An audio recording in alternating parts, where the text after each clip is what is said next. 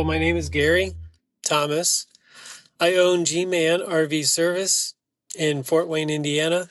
I service all of Fort Wayne and surrounding counties. I also, since we're close to the border of Ohio, I will service parts of Ohio. The farthest I have gone is about an hour, which is Defiance or Bryan, Ohio. So if you're in those areas, Fort Wayne, Paulding, Ohio, you can look me up, give me a call, and we'll keep you up and rolling. My most memorable service call. That is a little bit of a challenge at a few over the past 3 years. The one I can think of off the top of my head right now was there was a gentleman that had his instant water heater, I believe it was a Gerard, that was not working correctly. I checked for power, had no power going to the control panel, checked for power by the heater, the water heater, didn't have anything there. I was going to set him up with a power pack temporarily until I had a little bit more time to diagnose the issue and chase some wires, see if I can find a wiring diagram. But when I stood up from where I was working and looked at his control panel, he mistakenly turned off his LP heater switch on the control panel. It was a digital control panel. I turned that on and checked for power everywhere, and it was working. He felt pretty embarrassed. He said, "Don't tell my wife." I'm leaving it up to him for that.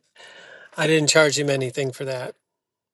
I was already there for another service call, and I was just trying to fit him in. So, and then another one recently was this woman who's has a AC that was not working completely, shut off, not working at all, no nothing.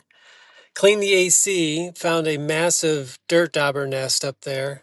Checked all the capacitors, checked the compressor, all that. Those were all good. Checked the thermostat, no power coming out of it. Ordered a thermostat. Put the thermostat in, still nothing. Next step was the control box.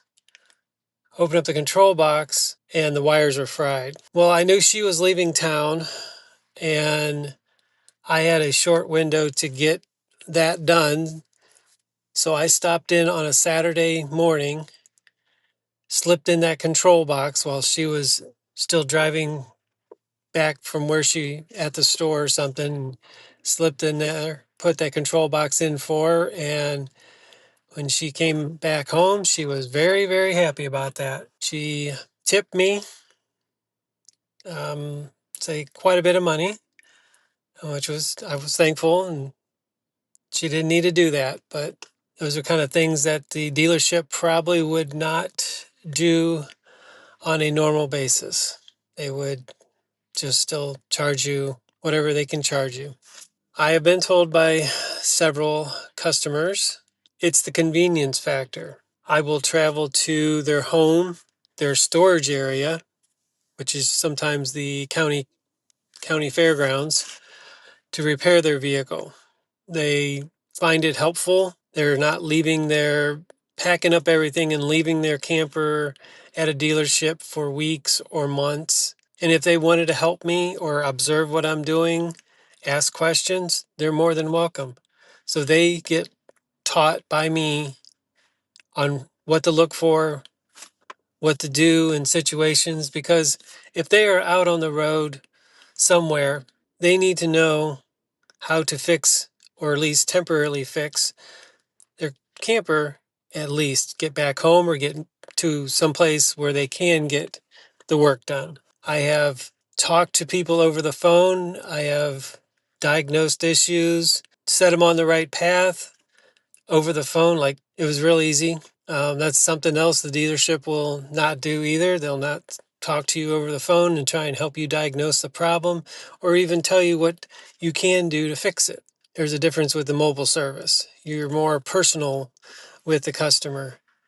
You get to know them a little bit because some of the customers are a little bit chatty They like to talk. So you find out a little history about them, and they find out a little history about you, and they learn how to, like I said, fix their RV. They'll stand there and ask me a lot of questions. And I just recently installed an AC today that he was always in the habit of turning the AC off without running the fan first.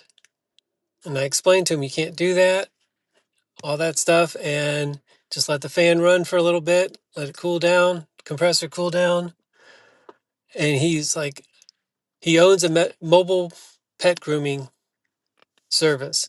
So he's going to have to tell all of his girls because they all did the same thing. And he was very appreciative of that too. The things I specialized in, I do repack wheel bearings. I do those. I clean the ACs, clean water heaters, repair water leaks. I've even replaced gray and black valves. Not fun. Reseal roofs, replace vents, skylights, chase some wiring down. I have done suspension work on the trailers, replaced water heaters, replaced furnaces, replaced ACs. If I feel comfortable with what the job is, I'll take on that little bit of a challenge. There's not one specific thing that I am specialized in. I take on almost anything. We started off with a travel trailer that was, some of us already know this, but they are poor quality, poor materials, craftsmanship is not there either, things like that. So the first couple years of owning our first travel trailer, we had to have the roof replaced because of a leak in the roof. They told me that I was not treating the roof. It's a rubber roof. It's only 2 years old. I don't know if that really made a difference. There's no holes in it, no nothing. But anyway, so that was repaired by a company that I will leave unnamed. And there's a lot of people that may know that company because there's a lot of them that dislike that company. Besides that, we get back with the camper unfinished because I told him I'm coming to pick it up. It's been 3 months. So I picked it up. It was unfinished. I had to clean it, put the garnish on the inside, and then once I got it home, I found out the floor inside was rotted in the bedroom, in the cargo area. So I had to take out the entire bedroom and replace the floor.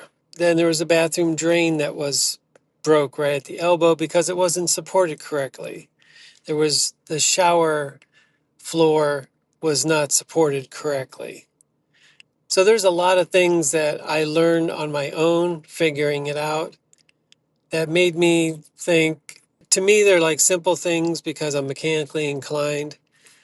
But to other people, or even older folks who can't do the work, to get up on the roof and just check your roof, it motivated me to get into the mobile tech side because I can help people out with just little things. Get up on your roof, check the seals, see if they need recaulking, if there's anything missing, broken, and repair it for them.